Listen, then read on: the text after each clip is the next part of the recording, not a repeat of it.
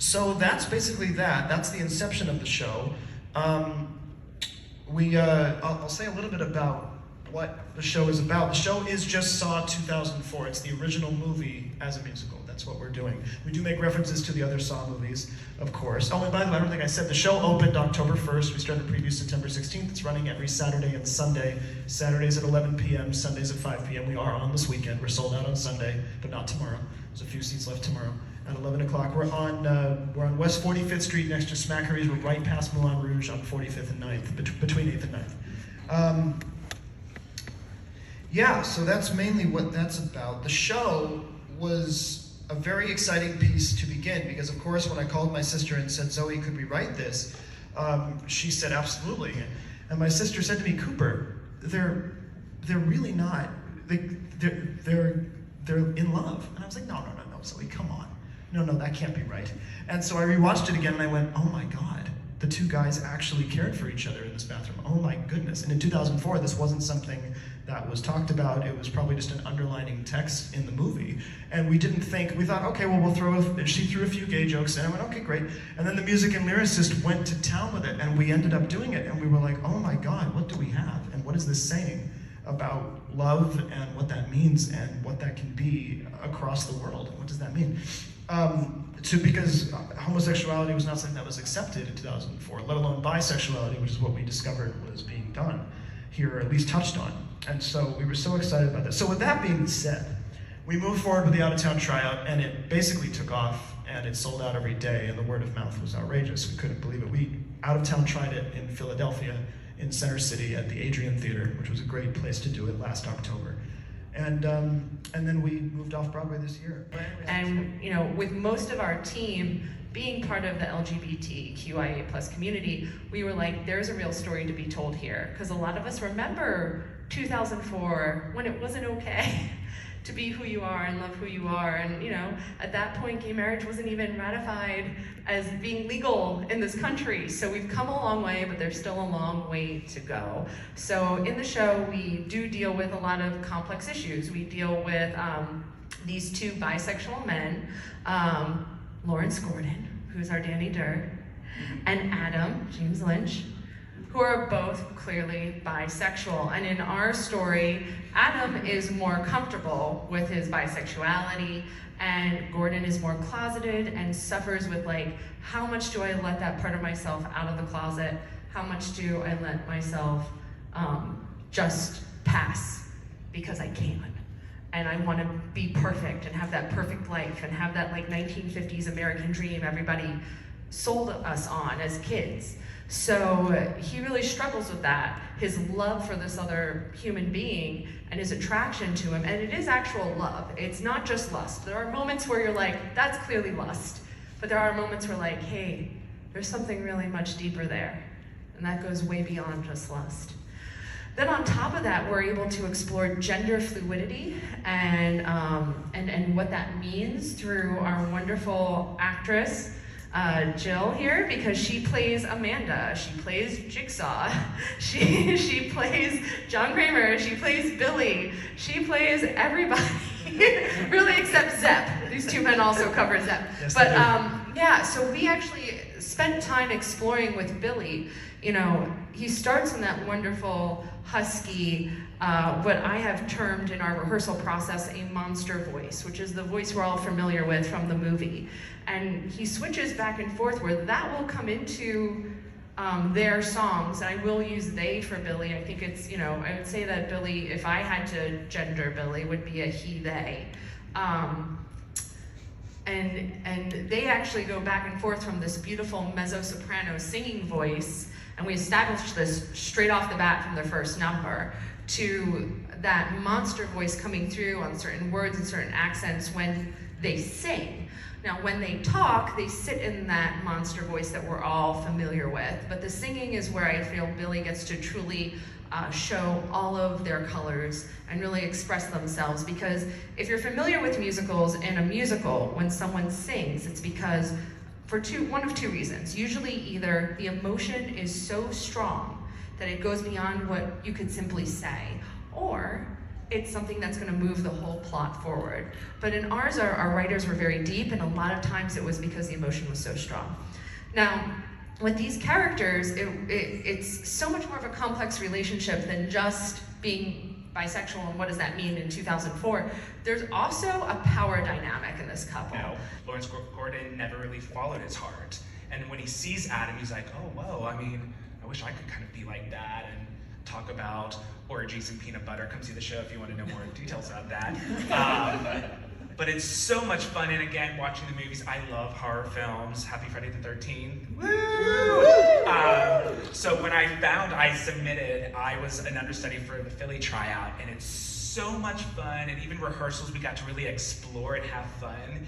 And with this show, we also get to there's some improv, some ad-lib, even with the audience, which is so much fun, and I feel like we get the line of campy, but also truth and heart. And I think after you see the show, people are like, oh wow, that was really amazing. I had feelings, I never thought about these two characters. There is truly a love between these two actors. And it's just so much fun, getting Carrie's mannerisms, his hairography, and his accent every so often in a line. You could tell when he was tired. You can tell, yes, right. He's like, I'm not getting paid enough for this. Yeah, it's just so much fun. It really is. It's a marathon. When we start the show, by the end, sweat, sometimes wigs are off, drenched in blood, sweat, and tears. So yes, definitely come see the show. It's so much fun. My name's Lynch. I play Adam in the show, and Adam is our ingenue. Yes, he is! Adam's the ingenue! He's just, he's there, a little ditzy, a little airheady, and a lot taken from Lee's portrayal in the movie for sure. We get that anxious, nervous energy throughout the show, and he's ready to kind of have someone else get him out of this trap. He'll be told what to do. Every now and then he has a good idea. But for the most part, he's looking to Gordon to be like, so when are we getting out of here? Can't read the clock. It's really, he struggles throughout the show.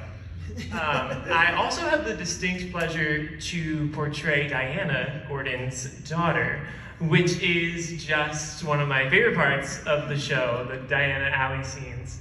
And just going into the whole aspect of there's a lot to take on with this material. As 3 actors in the show, it's a marathon for all of us, and we all kind of pull more weight than I've had the experience of pulling in a show before, which is incredible. And on top of Allie, I get to puppet Billy in the iconic tricycle scene, which is one of my favorite moments in the show. Please come see the show. It is, if for that moment alone, it is very worth it. He actually does. We have Billy actually enter on the trike from the house, so it is a fun moment to see. Somehow, some way, he comes in on that trike. I'm Jill Owen. I play Amanda, Allie, and Jigsaw. I love the kind of strong women that Amanda and Allie become through their trials and travails. They are, interesting in that if you're a Saw fan, you know that Amanda later becomes an apprentice and uses her newfound power to kill people, and that's neither here nor there. I think. What else would you do on a typical Saturday night as Amanda? I don't know, dress up in a pig mask, abduct people, just normal things. I'm also in a pig mask for part of the show. It is very hot in there. And I also puppet Billy a lot, and I love puppeting Billy. And I love singing Billy's kind of soprano, lovely, lilting voice. As Stephanie was saying, it's a really great way to play with kind of gender fluidity. And I also play John Kramer, who, as you know, is, if you're a Saw fan, is dead on the floor for most of the show. And then when I'm playing someone else, he's a dummy. People to live their truest lives, and it's the. Yeah, I think you're absolutely right, Jill. I mean, as the director, choreographer of the show, I would say the message of live the life you love, which is one of our songs that you will get to hear tonight, really is the heart and soul of the show. And if you go home from the show with one thing, is that please live the life you love who you love, do what you love to do on a day-to-day basis, make sure you're loving the people who are in your life, live the life you love, not what you think society wants you to do or wants you to love. Yeah, and that's one of the great things I think about the horror genre in general is that it really always speaks to like these bigger, greater truths. Yeah. You know, and the more you dive into that, the more I think it becomes obvious. Yeah, well, I think anyone who's a Saw fan, how many of us are Saw fans? Is there anyone who's not a Saw fan in this room who's never seen it? Anyone? Oh my God, 1, 2, 3, 4, wow. Well, anyone who's a Saw fan in the room, woo, it's like, yeah, a true Saw fan. Anyone who's a true Saw fan in the room, I think Saw has been so successful, and it's in its 10th movie now. And it's so successful because it has this message to actually live the life you love and go forward with what you want in life and actually to live every moment. And I think now that's more important than ever after what the world has been through and after what we go through every day on the planet still. I think it's extremely important to remember that it's so important to be here and to live every moment fully because you never know what's coming. And so that's wonderful. Yeah, and talking about never knowing what's coming, I mean, like, you just never know. We're all blessed to wake up the next day. We unfortunately lost a cast member less than a week after opening. Donnell W. Johnson, who is the voiceover for our detective Tab, unfortunately lost his battle with congestive heart failure less than a week after we opened. And it was just like crushing. You know, I've known Donnell most of my life, and he was just one of the most kindest, dearest souls. And I know that when he did our show, he was really stepping into living the life that he loves. And I miss him already, but I'm really glad he's going to get to live on through our work. It was his dream to do voiceover, and this was sort of his break. And so it was very heartbreaking for Steph and myself and other members of the company to learn that. But and he didn't make it to opening night because of his problems with his heart. But for those of you who don't know or don't remember Detective Tap is Danny Glover's role in Saw 1. So yeah, but I think it reminded. I mean, you and I said to each other, I think we have to live. We have to remember. Take a breath. We have to remember what we're doing this show for and what we're living our life for. And, you know. Yeah. Makes you grateful. It does. Grateful. Yeah. And so this is very much in the spirit of Silence the Musical. We're very grateful to be doing it.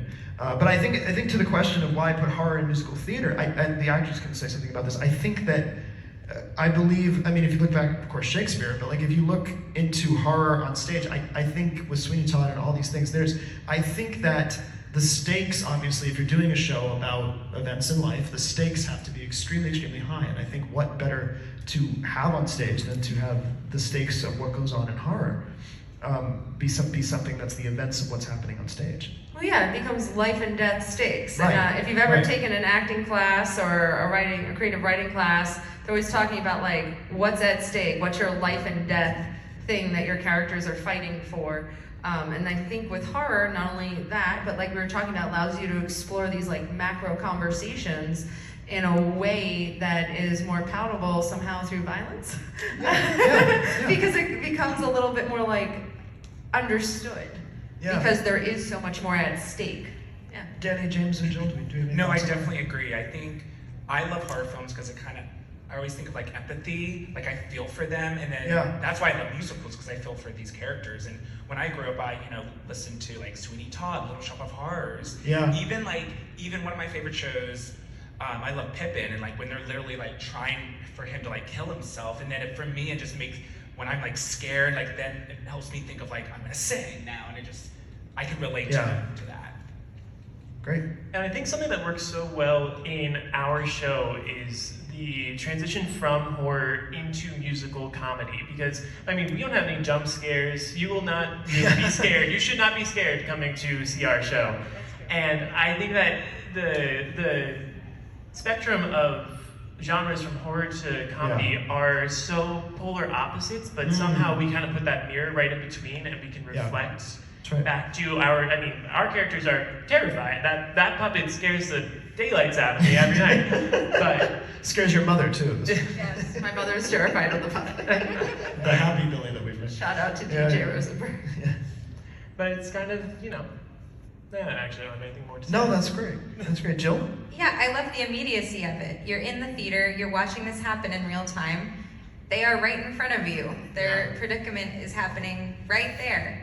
And so you're quite invested in it. And the adrenaline, even though it's not scary, but there is adrenaline happening. There's blood. There are stakes. And horror is, that is one of the great things about horror, is that's why we seek it in a kind of safe environment, is because we like that adrenaline rush. And it gives us a safe way to explore things that we might be afraid of, and questions we might be afraid to ask about ourselves and our society. Yeah. And so I think theater has always been a great way to explore those questions. So I think horror and musical theater actually fit quite well.